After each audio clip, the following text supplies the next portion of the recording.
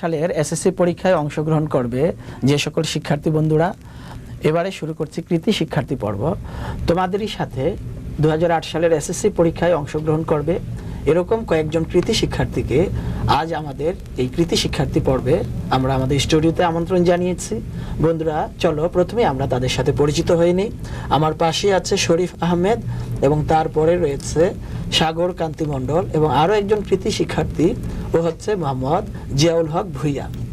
এই তিনজন কৃতি শিক্ষার্থী আজ আমাদের স্টুডিওতে উপস্থিত হয়েছে Dhanmondi government boys high school থেকে। বন্ধুরা, পরিচিত হয়ে নিলাম কৃতি শিক্ষার্থীদের সাথে। এবারে কথা বলছি শরীফ আহমেদের সাথে। তুমি তো ধানমন্ডি গভর্নমেন্ট বয়েজ হাই স্কুলের ফার্স্ট বয়, আমরা জেনেছি। তো তুমি কি পঞ্চম এবং অষ্টম শ্রেণীতে স্কলারশিপ দিয়েছো? জি, দিয়েছি। হ্যাঁ, তোমার সেই স্কলারশিপের ফলাফল কি? অষ্টম শ্রেণীতে আমি স্কলারশিপ পেয়েছি।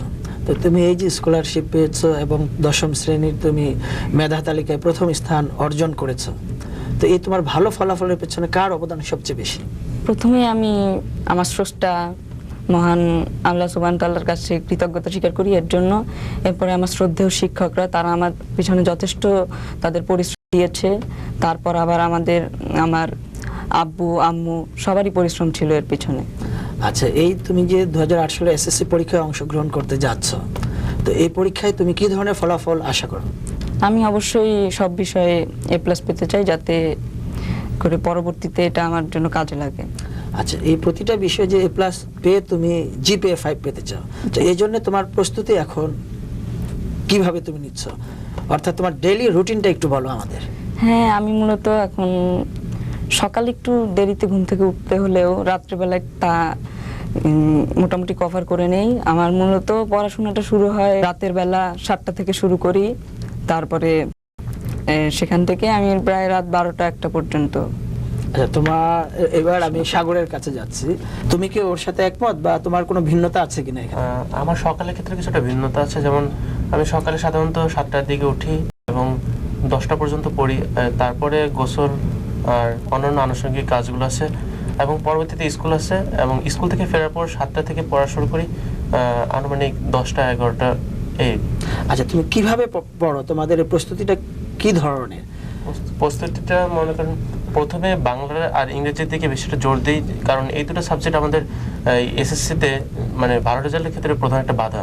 এই জন্য এই দুটো সাবজেক্ট যাতে সহজে আমাদের কাছে বোধগম্য হয় এবং প্রস্তুতিটা ভালো হয়, সেজন্য এই দুটো সাবজেক্টে বেশি জোর দিই। আর পরবর্তীতে এর সাথে যেহেতু অনুশীলনের সাবজেক্ট সাধারণ গণিত, উচ্চতর গণিত এবং সায়েন্সের যেগুলো সাবজেক্টগুলো আছে সেগুলো আমি অনুসরণ করে যাচ্ছি নিয়মিত। এর ফলে আশা রাখি একটা ভালো রেজাল্ট আসবে। জিয়া, তুমি? আমার ডেইলি রুটিনটা ওদের থেকে একটু ভিন্ন। সকালে আমি খুব সকালে উঠি, সকাল 6টার সময় ঘুম থেকে উঠে তারপর হাত মুখ ধুয়ে পড়তে বসি, 10টা পর্যন্ত লেখাপড়া করি। তারপর স্কুলে পরীক্ষা থাকে, পরীক্ষা দিতে যাই।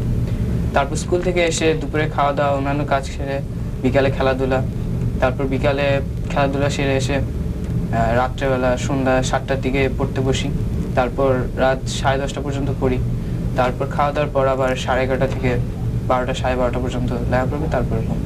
আচ্ছা, এই যে এসএসসি পরীক্ষার প্রস্তুতি তোমরা গ্রহণ করছো, তোমরা কি টেস্ট পেপার অনুশীলন করছো কেউ? জি, টেস্ট পেপার সলভ করছি। প্রথমে বোর্ডের কোশ্চেনগুলোকে বেশি গুরুত্ব দিচ্ছি, তারপর অন্যান্য স্কুলগুলো, ঢাকা বোর্ডের বা অন্যান্য বোর্ডের গুরুত্বপূর্ণ স্কুলগুলো সলভ করতেছি। তুমি সাগর? আমিও প্রথমে মূলত বইটার উপর বেশি গুরুত্ব দিচ্ছি, কারণ বইটা যদি ভালো মতো অনুসরণ না করা হয় তাহলে টেস্ট পেপারে আসলে অনুসরণ করাটা কষ্টকর। তাই বইটা ভালো মতো শেষ করে তারপর টেস্ট পেপার বোর্ডগুলো বেশি গুরুত্ব দিচ্ছি, কারণ আমাদের প্রশ্নটা মূলত বোর্ডের উপর ভিত্তি করে হয়। আর তারপর অনুশীলনের প্রেক্ষিতে আমি স্কুলগুলোর মূলত ভালো ভালো যে খ্যাতিনামা স্কুল আছে সেগুলো সলভ করছি।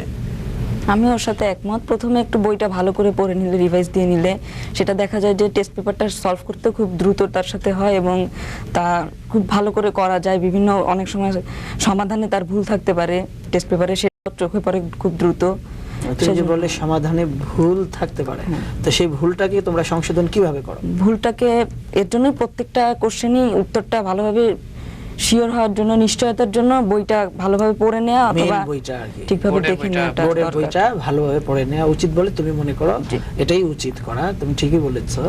এবার তোমার কাছে জানতে চাইবো যে কি কি ভুল ভ্রান্তিগুলো পরীক্ষার খাতায় তোমরা করতে, বিশেষ করে বাংলা বিষয়ের কথা বলো শরীফ। বাংলা বিষয়ে পরীক্ষায় মূলত অনেক সময় বানানে ভুল হয়, সাধুচলিত মিশ্রণ হয়।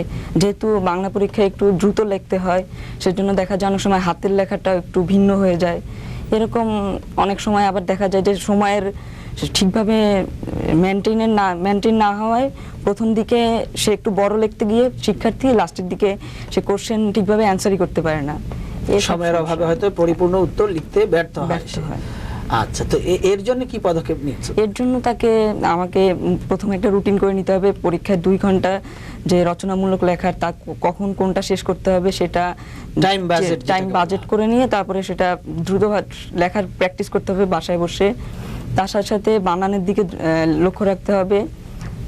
আর সাধু চলিত ভাষার যে পার্থক্যটা, ওটা যদি আমরা ভালোভাবে বুঝতে পারি তাহলে হয়তো পরীক্ষার হলে ওটা ঠিকভাবে নির্ণয় করা সম্ভব হবে। সাগর, বলো ইংরেজি বিষয়ের উপরে তুমি বলো যে কি কি ভুল ত্রুটিগুলো সাধারণত তোমার খাতায় তুমি দেখতে পেতে যখন পরীক্ষা দিয়েছো তুমি? যেহেতু ইংরেজি একটা বিদেশি ভাষা এবং আন্তর্জাতিক ভাষা, তাই ইংরেজি ক্ষেত্রে সাধারণত আমাদের প্রথমে যে অসুবিধাটা হয় ইংরেজি শিখতে গিয়ে, কারণ ইংরেজিতে আমাদের ভাষা যে মাতৃভাষা না হয় সেটা আমাদের শিখতে অসুবিধা হয়, ফলে গ্রামারটা আমাদের ভালোমতো আয়ত্ত আসে না এবং পরীক্ষা হলে যে সেই গ্রামারটাই মূলত বেশি ভুল হয়।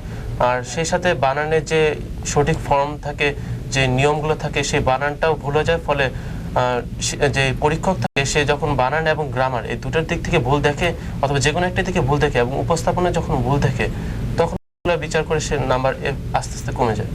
জিয়া, তুমি বলো গণিত বিষয়ের কি কি ভুল ত্রুটিগুলো তুমি গণিত তো মূলত মোকাবেলা করেছো?